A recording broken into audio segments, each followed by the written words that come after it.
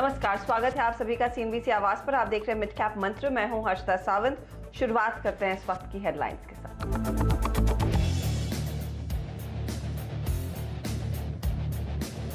Corona संकट के बीच RBI ने दिया दरों में कटौती का surprise. Reverse repo rate 25 basis point घटाकर 3.75 की। एनपीए पर भी बैंक एनबीएफसीज को मिली राहत। मॉरेटोरियम के 90 दिनों की अवधि एनपीए में नहीं गिनी जाएगी।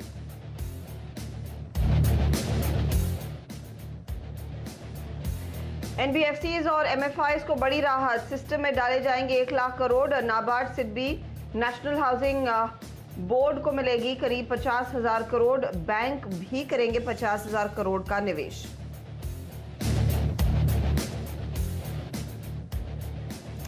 और बैंक को इस साल नहीं देंगे कोई डिविडेंड। आरबीआई ने अगले आदेश तक लगाई रोक। बैंकों की पूंजी बचाने के लिए लिया फैसला।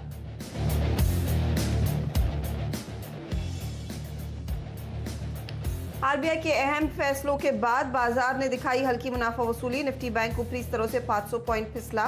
निफ्टी भी 150 पॉइंट नीचे आया। एचयूएल, टेक महिंद्रा, टाइटन, सन फार्मा की ओर से दबाव। और एसएनपी ने आईसीआईसीआई और एक्सिस बैंक की रेटिंग घटाई। दोनों के आउटलुक स्टेबल से घटाकर नेगेटिव किए।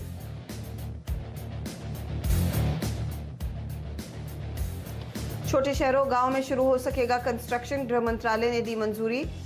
सुबह मुनाफे के सेक्टर में दी गई थी तेजी की सलाह। कंस्ट्रक्शन के साथ रियल एस्टेट, इंफ्रा शेयर भी दौड़े।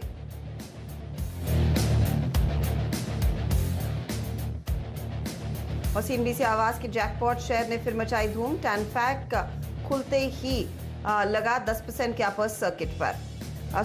स्टॉक 2020 में सुपरहिट कॉल रही। केएनआर कंस्ट्रक्शन, मैराथन, नेक्स्टजन, मॉइल जैसे स्टॉक्स की दम पर भी लोगों ने कमाए जमकर रिटर्न्स।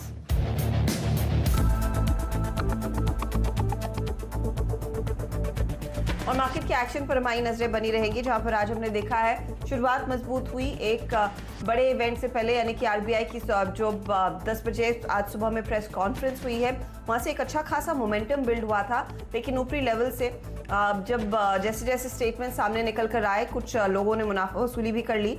लेकिन अभी भी आप देखेंगे मार्केट का मूड तेजी का ही बना हुआ है। 9,163 के आसपास निफ्टी कर रहा है ट्रेड। तो आप तक इस समय की हाइलाइट्स सामने लेकर आते हैं। ऊपरी स्तरों से कुछ हल्की मुनाफा वसूली जरूर देखने को मिली है, लेकिन ट्रेंड अभी भी बढ़त का ही है। 9100 से 9150 के आसपास इस समय ट्रेड्स देखने को मिले हैं। आरबीआई के बड़े एक्शन के बाद एनबीएफसी शेयर, रियल एस्टेट शेयरों में अच्छी खासी तेजी बनी हुई है। साथ ही साथ आज के सत्र में हमने देखा है निजी बैंकों की ओर से सहारा मिला है। ऑटो सेक्टर में भी जोश बना हुआ है। मिड कैप शेयरों में ऑटो एंसिलरी स्टॉक्स और कंस्ट्रक्शन से जुड़ी हुई कंपनियों में हमने देखा एक अच्छी खासी तेजी।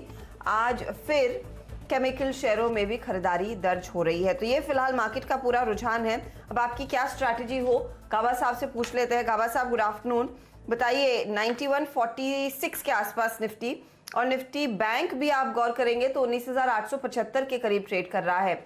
इस समय इंडेक्स का क्या ट्रेड रहेगा, और हम वीकेंड में जा रहे हैं, तो क्या तेजी आप कैरी करना चाहेंगे? आज दिन प्रॉफिट बुक, गुड आफ्टरनून, लगता तो प्रॉफिट बुकिंग का दिन है। आज गैप अप ओपन हुआ, बहुत ही बढ़िया मौका मिला बेचने का, और बस आज बेचना ही चाहिए था। अब ट्रेड कर रहा है, लेकिन कल का जो क्लोज है वो डिफेंड किया है। लेकिन इसका मतलब ये नहीं कि स्ट्रेंथ है साइडवेज। जो निफ्टी और बैंक निफ्टी देखें तो बैंक निफ्टी ज्यादा वीक है। निफ्टी में वीकनेस है, सेलिंग प्रेशर अपर रीजन पे है, लेकिन मुझे लगता है यहाँ पर कॉशियस है, बाइंग करके नहीं जाना चाहिए। मुझे ऐसा लग नहीं रहा जब तक कि कोई स्पेसिफिक स्टॉक ना मिले। स्टॉक्स जो आपने आइडेंटिफाई किए हैं दोनों बाइंग के लिए, ठीक है, तो हमने दिया था लेकिन स्टॉक स्पेसिफिक इंडिगो मुझे अच्छा लगता है, क्योंकि शायद मुझे लगता है कि इनकी फ्लाइट उड़ान शुरू होने वाली है। तो टारगेट ऑन द अपसाइड कुछ 1080 का है, स्टॉप होगा 1026 का। और दूसरा है श्रीराम ट्रांसपोर्ट। ये स्टॉक मैंने सुबह 7 बजे भी दिया था, बहुत बढ़िया लगता है मुझे। ऑन द अपसाइड जो टारगेट है 800 रुपए के, स्टॉप होगा 735 का। ओके, तो ये है इंटरग्लोब एविएशन में एक अच्छी खासी अपॉर्चुनिटी। और स्टॉक में देखिए आज हमने देखा तभी शॉर्ट कवरिंग देखने को मिली है। आयशर मोटर्स एक बार स्क्रीन पर लेकर आइए डायरेक्टर साहब। यहाँ पर एक ब्रेकआउट दर्ज हो रहा है और 6.5% ऊपर आ चुका है काउंटर। काफी अरसे बाद इस तरह का मूव आयशर की ओर से देखने को मिला है, और धीरे धीरे करके देखिए सेंटिमेंट सुधरेगा, बिक्री शुरू होने लगेगी इन कंपनियों के लिए, और वो भी एक फैक्टर है जो बाजार प्रीएम्प्ट कर रहा है। इसीलिए आयशर जैसे स्टॉक्स में आज हमने देखा है फिर अच्छी खासी तेजी बनती दिखाई दी है। तो वो स्टॉक स्क्रीन पर रखते हैं और गाबा साहब आपको एक टेक चेक देंगे कि इस मूव के बाद, इस ब्रेकआउट के बाद आगे की तस्वीर किस तरह की उभर कर आ रही है। आज तो देखिए करीब 880-900 अंकों की बढ़त दिखा रहा है, लेकिन इस मौके पर अगर कोई लेता है आयशर, आगे किस तरह के रिटर्न्स बना सकता है ये स्टॉक गाबा साहब? अच्छा लग रहा है मुझे, अच्छा बेस बना हुआ है, बहुत गिरावट हुई है, 22,000 से करीब 13-12,000 के करीब आ गया था। अब लोअर लेवल से एक अच्छा बाउंस मिला है। आयशर मोटर्स में एक अपनी मद्दा है, टारगेट बताते हैं 15,000 का नजर आता है, थोड़ा वक्त लगेगा उसके लिए, और स्टॉक होना चाहिए करीब 13,900 का और ले लेना चाहिए। अच्छा लग रहा है मुझे आयशर मोटर्स। 13,900 के आसपास आप इस समय स्टॉप लॉस लगाइएगा और 15,000 की तरफ ये बढ़ तो रहा है। आज का हाई और लो आप देख रहे थे, 13,400 का ही लो इसने बनाया था, और वहां से देखिए किस तरह का मूव देखने को मिला है, और इस समय 6.5 से 7% तक की तेजी स्टॉक ने अपने नाम कर ली है। तो एक इंटरेस्टिंग ट्रेंड बनता हुआ, डेज हाई से अभी भी हम थोड़ा सा दूर हैं, लेकिन गाबा साहब कह रहे हैं इस मोमेंटम में डेज हाई तो निकलेगा ही, लेकिन 15,000 के लेवल्स को भी ये ब्रीच करेगा काउंटर। ये बात हुई आयशर की। चलिए, आज जो बड़ी खबर आई है वो दरअसल आरबीआई गवर्नर की पीसी से ही निकल कर आई। कोरोना संकट से जूझने के लिए एक बार फिर लिक्विडिटी इन्फ्यूज करने की बात कही गई है, और TLTRO 2 में NBFCs को तवज्जो दी गई है। कैसे पढ़ना चाहिए इन तमाम स्टेटमेंट्स को, गाबा साहब उस पर एक टेक चेक देंगे, लेकिन प्रदीप हमारे साथ जुड़ गए हैं। प्रदीप, इन कदमों पर आपकी क्या टिप्पणी है? क्योंकि देखिए लिक्विडिटी क्राइसिस ऑफ कोर्स थी, और खासतौर से NBFCs ही उससे जूझ रहे थे। कितनी राहत मिलेगी? देखिए, स्पेसिफिकली बिल्कुल जो टारगेटेड स्ट्रैटेजी बनाई है आरबीआई ने, उस हिसाब से राहत दी गई है। बैंकों के लिए सीधे तौर पे शायद खबर बहुत अच्छी नहीं आई जैसी कि वो उम्मीद कर रहे थे, लेकिन बैंकों के जरिए और उसके अलावा भी दूसरे सेक्टर्स को जिनको मदद की जरूरत है, उन सेगमेंट्स को राहत देने की कोशिश की गई है। तो पहले 1 लाख करोड़ का LTRO हुआ था, फिर 1 लाख करोड़ का TLTRO हुआ था जो कॉर्पोरेट्स के लिए जनरल था, तो जिसमें कॉर्पोरेट्स, PSUs, NBFC सब ने पैसे उठा लिए, करीब 1 लाख करोड़ आज आखिरी ट्रांच पूरा हो जाएगा। अब जो नया TLTRO आ रहा है 50,000 करोड़ का, उससे स्पेसिफिकली NBFCs को फायदा होगा। तो NBFCs के जो बॉन्ड्स हैं उनमें पैसे लगाएंगे बैंक्स, ये 50,000 करोड़ रुपए जो आरबीआई से उनको मिलेंगे उसके ऊपर। और ये काफी इंटरेस्टिंग है क्योंकि 1 मई को बहुत सारे रिडम्पशन आने वाले हैं NBFCs के लिए, तो उनको एक इनडायरेक्टली मदद मिलती हुई नजर आएगी। लेकिन सिर्फ इतना ही नहीं है, इसके साथ साथ जो हाउसिंग फाइनेंस कंपनीज हैं उनको NHB के जरिए, नेशनल हाउसिंग बैंक के जरिए लिक्विडिटी मिलेगी। जो SMEs है और SMEs को फंड करने वाली छोटी NBFCs हैं उनको सिडबी के जरिए मदद मिलेगी, और नाबार्ड के जरिए भी मदद मिलेगी माइक्रो फाइनेंस कंपनीज को और दूसरे रीजनल रूरल बैंक्स को। तो जहां स्ट्रेस था और जहां पर पैसे नहीं पहुंच पा रहे थे, ये आरबीआई ने बहुत ही अच्छी स्ट्रेटेजी बनाई। बैंकों को पैसे दे करके, खुला चेक दे करके उनके ऊपर नहीं छोड़ा। उन्होंने स्पेसिफिकली कहा है कि आप कहां पैसे लगाओगे, आप NBFCs को राहत दोगे, और बैंक्स को बाईपास करते हुए अब आप NHB, सिडबी जैसे इंस्टीट्यूशंस तक पहुंच गए हैं सीधे तौर पे। म्यूचुअल फंड्स तक नहीं पहुंचे या NBFCs को सीधे एक्सेस नहीं मिला, लेकिन हाँ, जो बैंक अभी तक पैसे लेकर के और वो पास ऑन नहीं कर रहे थे बेनिफिट, वो रास्ता बंद कर दिया गया है। तो ये बहुत ही टारगेटेड कदम हुआ बैंक्स के लिए। जो खबर थी वो थोड़ी सी मिली जुली इसलिए हो गई क्योंकि जहां NPAs पे फ्रीज कर दिया गया है, NPA रिकॉग्निशन नहीं होगा, लेकिन 10% प्रोविजन रखने के लिए कहा गया है, 10% एक्स्ट्रा प्रोविजन उन सारे अकाउंट्स पे जो NPA हो जाते अगर ये मॉरेटोरियम, ये छूट ना मिलती।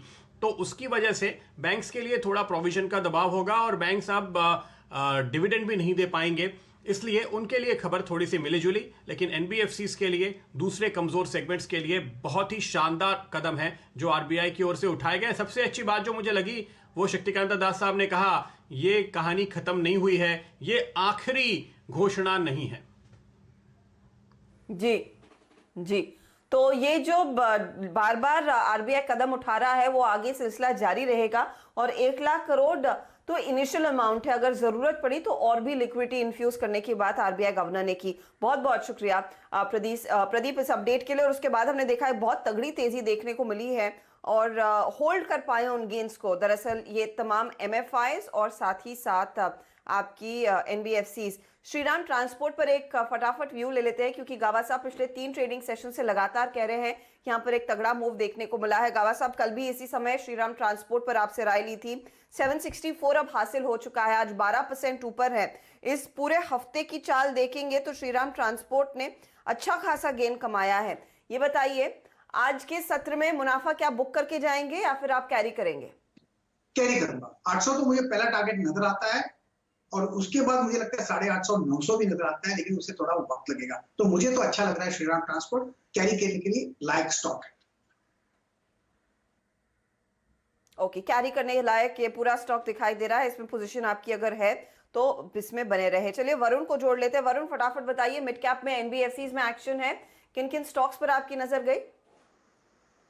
डेफिनेटली एनबीएफसी का आपने नाम लिया तो बैंक और एनबीएफसी इनफैक्ट जो रेट सेंसिटिव है उन्होंने ही आज माहौल बनाया है, जिसमें बैंक्स और एनबीएफसी है, जिसमें Jammu and Kashmir bank, DCB bank और श्रीराम ट्रांसपोर्ट जैसे आप चर्चा कर रहे थे।